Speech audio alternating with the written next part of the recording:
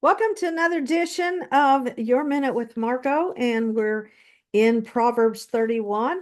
And thank you for joining me. Thank you if you've joined me for all of the verses that we have gone through this month. And you've listened to them, and hopefully they've been a great blessing to you. If you've missed any, or if I didn't post some or missed any, you can go to my YouTube channel and you can get them there. There's a link that will take you there in this platform. So just catch them all there if you want to, if you missed any of them. So I am glad that you've joined me. But today we have a couple more verses this week that we're going to finish up on. This is especially very special to me on this verse. Verse 28, her children rise up and call her blessed. Her husband also, and he praiseth her. This was especially important to me after my husband passed away because not only when my husband passed away, it was important to me all through my married life, but it even became more important to me as I became a widow and my children were, it was just me. And that I really wanted to make sure that my children had a really good example of Christ in their home, in the home, and that they really saw God take care of me.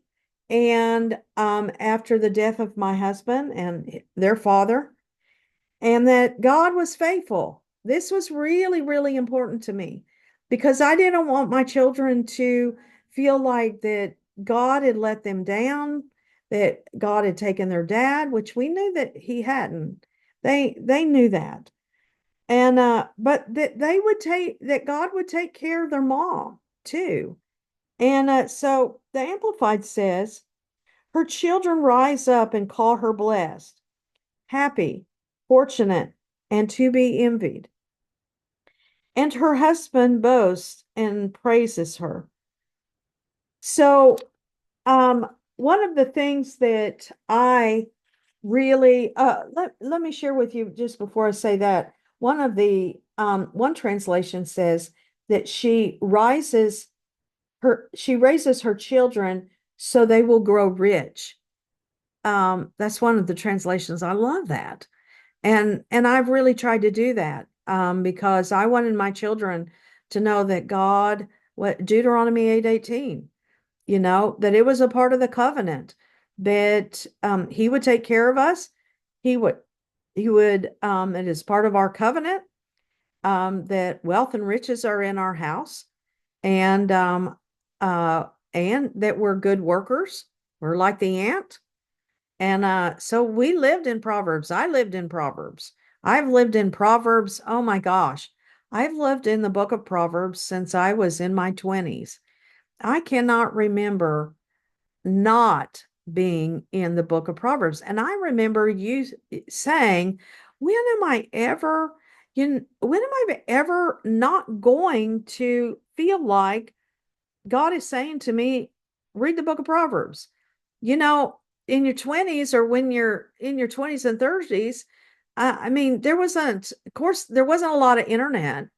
And well, that dates me a little bit, but it wasn't like everybody was saying that. And I would just constantly feel like, read the book of Proverbs, read the Proverbs, read the Psalms, read Proverbs.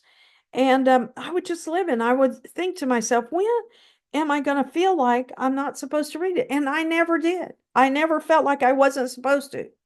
So I just lived constantly. I always was reading Proverbs, always. I'd always, every time I picked up my Bible, what was the day? What is today? What's the date of today?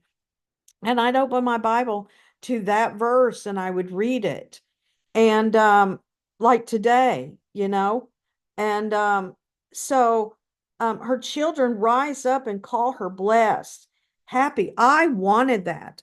I wanted my children to rise up and call me blessed. And maybe you have children that maybe there were some things that happened that they're not rising up and calling you blessed. You know what? You can still speak that over. You can still speak that over you. You can still speak that over your, you can still become the virtuous woman. You can still be an example from this day forward. You know, God will redeem time. The Bible says he will. God will redeem time. He will make things happen for you that you cannot make happen. He's just an amazing God. He's a miracle working God. We can't figure it out. You know, I remember there was a situation in my life when I was in my teens that happened that I really, really, really regretted. Um, and really, because of not understanding, um, the consequences of it, I, I just didn't understand the consequences of it.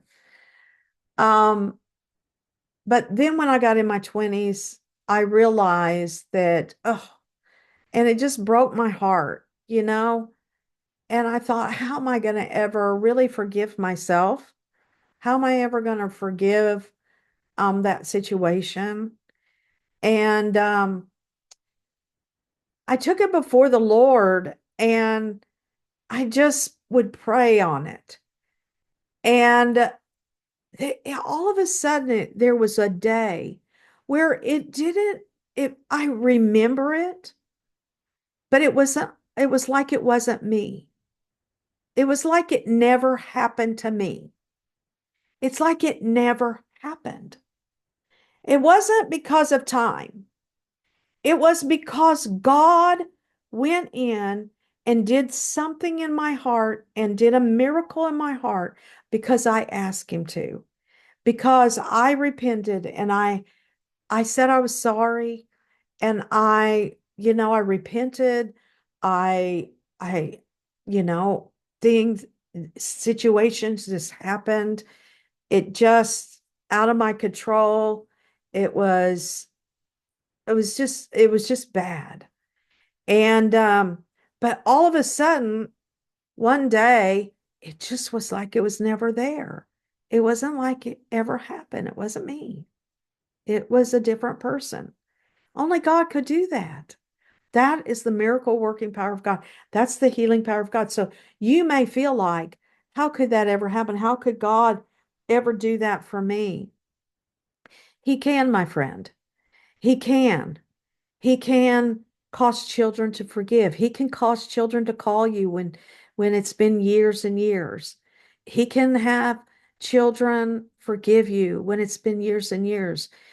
He can help you forgive your children or a spouse or a situation that happened that you know if you will give it to God, if you will go before him, he will make a difference and you cannot figure it out, but he will do it. So it says here, her children, that was a desire of my heart, that my children would rise up and call me blessed, and they would be happy and fortunate, and that they would feel like that their mom you know, was a blessing to them, a blessing to their grandchildren, a blessing. And over the past couple of years, really, just over the last, I believe I've had that in my life for my children, but it's just been over the last 5 years, I would say, maybe six, that my children have just really vocalized that. In fact, I'll give you a testimony as I close. There was a situation with one of my boys that after his father died, I just, he would talk all about his father. And he would say how great his father is. And I would just love it. I mean, I would just love it. But I also felt like, yeah, but he wasn't the only one there. All of the days that we went to the hospital with him and I carried him in the hospital and I was the one who, carried him to get to his appointments to get chemotherapy and believed God. And we both believed God, but, I was part of it. And I just felt like that, okay, Dad wasn't the only one, you know? And so there came a day where I had the opportunity, and I'd been praying about it. And I didn't want him to feel at all like I wanted him to stop. I just felt like, did he remember that I was there? And so it came a day that I was able to share that with him. The door opened. A year later, wasn't quite a year later, on Mother's Day, he's been a part of a mega church, and he did a video for Mother's Day, and he was a part of the video team, and he did a video for Mother's Day. And the video, he didn't tell me about it, but in front of, I believe, well, not only is the church a 10,000 member church, plus not counting everybody online, 60,000 member, people online. The video went out, and it was him talking to me in the sanctuary and talking to me and about how wonderful a mom I was and how wonderful a grandma, a Gigi, I was. And of course, I didn't want that big. I mean, I wasn't thinking, in no way was I thinking that big. But it was God saying to me, you asked me for Proverbs 31, woman. For me, it was a fulfillment of God saying that to me and saying, I heard your prayer, and here you go. And so, praise God. God will do something for you. God bless you. Have a wonderful day. Hope that helped you. Hope that was a blessing for you. And I'll see you tomorrow on Your Minute with Margo with just a few more days of Proverbs 31.